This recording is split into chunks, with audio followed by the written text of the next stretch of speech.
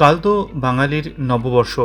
বাড়িতে সবারই মোটামুটি পোলাও ফ্রাইড রাইস হয়, তার সাথে হয়ে যাক না এরকম একটা ভাজা। নমস্কার, কুইজিনিয়া চ্যানেলের পক্ষ থেকে সকলকে জানাই সাদর আমন্ত্রণ।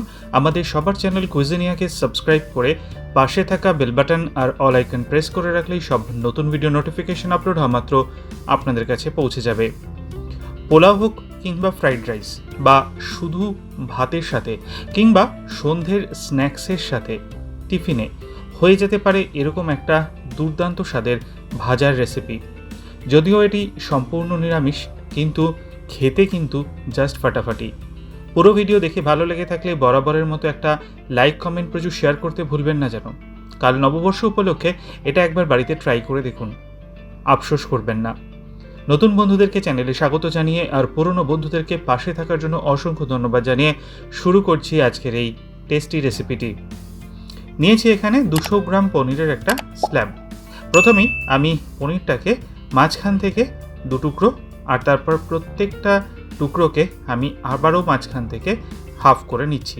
অর্থাৎ 200 গ্রাম পনিরকে ফার্স্টেই আমি 50 গ্রামের 4টে পিসে ভাগ করে নিলাম।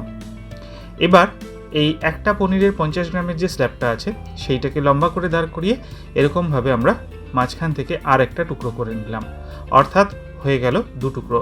এবার সব কটাকেই কিন্তু আমরা এরকমভাবে পিস করে নেব। তাহলে এই 200 গ্রাম পনির থেকে আমরা মোট 8টা টুকরো পেয়েছি, এক একটা ওজন 25 গ্রাম করে। এবার আমরা এক পিঠে দিয়ে দিচ্ছি অর্ধেকটা পাতিলেবুর রস, আর তার সাথে দিচ্ছি স্বাদ অনুযায়ী নুন। আমি এক পিঠেই ফার্স্টে এখানে এটাকে ব্যবহার করলাম, আর এই নুন আর পাতিলেবুর রসটা খুব ভালো মতো আমি পনিরের পিসগুলোর এই পিঠটাতে লাগিয়ে নিলাম। এটাকে লাগানো হয়ে গেলে প্রত্যেকটা পনিরের টুকরোকে উল্টো করে দেব, আর উল্টো পিঠেও কিন্তু একইভাবে আমরা এই হাফ পাতিলেবুর মানে বাকি অর্ধেকটা পাতিলেবুর রস দিয়ে দেব, আর তার সাথে দিয়ে দেবো স্বাদ অনুযায়ী নুন। তবে খেয়াল রাখবেন উল্টো পিঠের নুনটা একটু দেওয়া আছে, তো সেইটা মেজার করেই কিন্তু নুনটা দেবেন। দিয়ে একইভাবে এই পিঠটাও আমরা ভালো করে নুন আর পাতিলেবুর রসটা মাখিয়ে রাখছি। মাখানো হয়ে গেলে এটাকে আমরা 30 মিনিটের জন্য ম্যারিনেশন করতে রেখে দিচ্ছি। ফিরে আসার আগে মনে করিয়ে দিই আপনাকে আরও একবার, আমার নতুন চ্যানেল গল্পের শেখালেকাল, যেখানে আমি পড়ে শোনাই বাংলা সাহিত্যের পুরনো দিনের গল্প।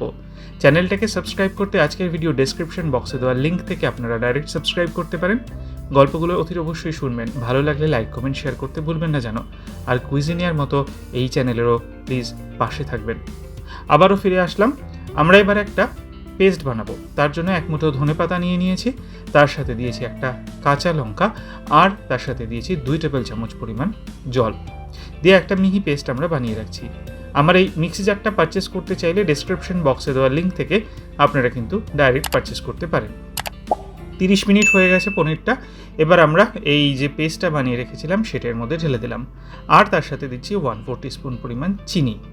একদমই মিনিমাম উপকরণে কিন্তু এই দারুণ টেস্টি ফ্রাইটা আপনারা বাড়িতে ট্রাই করতে পারেন কালকে। এবার ভালো করে হাত দিয়ে ঘষে ঘষে পনিরের টুকরোগুলোতে আমরা এই পেস্টটাকে লাগিয়ে দেবো। একটা পিঠে ভালো করে লাগানো হয়ে যাওয়ার পর প্রত্যেকটা পনিরকে উল্টো করে উল্টো পিঠটাতেও কিন্তু একইভাবে এগুলোকে মাখিয়ে দেওয়া হচ্ছে। এইভাবে মাখালেও কিন্তু পনিরের টুকরোগুলোর মধ্যে খুব ভালো মতো ম্যারিনেশনগুলো ঢুকবে। এবার এটাকে আবারও 30 মিনিটের জন্য আমরা ম্যারিনেট করতে রেখে দিচ্ছি। ফিরে আসছি 30 মিনিট পর। একটা ব্যাটার আমরা বানাবো। তার জন্য নিয়ে নিয়েছি 1/4 কাপ পরিমাণ ময়দা, আর তার সাথে দিচ্ছি 1/4 কাপ পরিমাণ কর্নফ্লাওয়ার। আমরা এই ব্যাটারটা ময়দা এবং কর্নফ্লাওয়ার এই দুটো জিনিসেই বানাচ্ছি। দিয়ে দিচ্ছি স্বাদ অনুযায়ী নুন, আর তার সাথে দিচ্ছি 1/4 টিস্পুন পরিমাণ গোলমরিচ, যেটা আমরা ফ্রেশলি ক্রাশ করে নিয়েছি। আপনারা চাইলে বাজার চলতি যে গোলমরিচের পাউডার পাওয়া যায় সেটাও ব্যবহার করতে পারেন।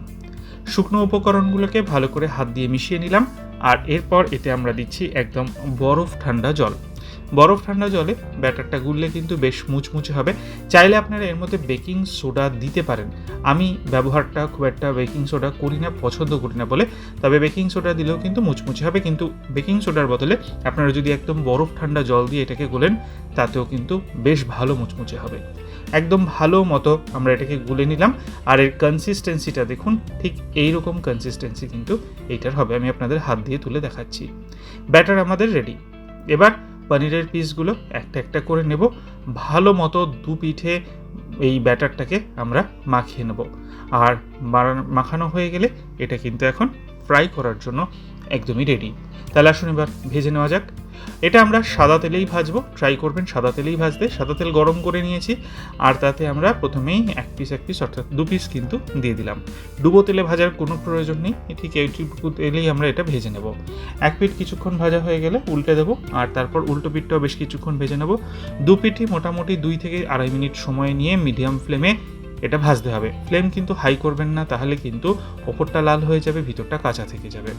যদিও ম্যারিনেশন করা, কিন্তু ভিতরটা ঠিকঠাক করে করতে গেলে মিডিয়াম ফ্লেমই ঠিক আছে।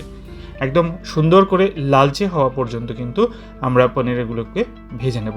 আর দেখুন এখন কিন্তু এগুলো ভাজা হয়ে গেছে। এবার আমরা এটাকে তেল থেকে তুলে দিচ্ছি, বাকিগুলো ঠিক একই পদ্ধতিতে ভেজে নেব।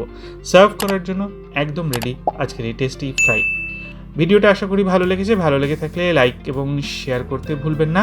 আর হ্যাঁ, অতি অবশ্যই বাড়িতে বানাবেন আর কমেন্ট করে জানাবেন কেমন লাগলো। যারা এখনও চ্যানেল কুইজিনিয়াকে সাবস্ক্রাইব করেননি, অনুরোধ করব চ্যানেলটাকে সাবস্ক্রাইব করে এই চ্যানেলের পাশে থাকার জন্য। সবাই ভালো থাকবেন, সবাই সুস্থ থাকবেন। দেখা হবে পরের রেসিপি নিয়ে কালকে আবার। আজ তাহলে এ পর্যন্তই, নমস্কার।